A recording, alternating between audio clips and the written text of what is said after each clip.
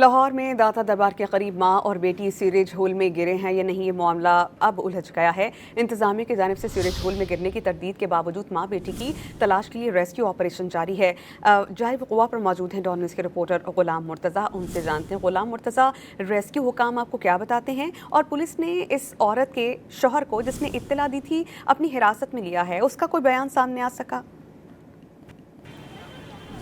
جی، لاہور کے علاقے داتا دربار پر شام کے اوقات میں ایک افسوسناک واقعہ پیش آیا اور ریسکیو کے مطابق یہ بتایا جا رہا ہے 7:30 بجے کے قریب انہیں ایک کال موصول ہوتی ہے اور ایک شخص کی جانب سے یہ کہا جاتا ہے کہ ان کی 24 سالہ بیوی سعدیہ اور 10 ماہ کی بیٹی سیوریج کے ہال میں گر گئی ہے۔ تو ریسکیو کے مطابق یہ بتایا جا رہا ہے کہ 5 منٹ کے اندر ان کی گاڑیاں یہاں پہ پہنچ چکی تھی اور انہوں نے آپریشن سٹارٹ کر دیا۔ اور لاہور ڈسٹرکٹ کے جو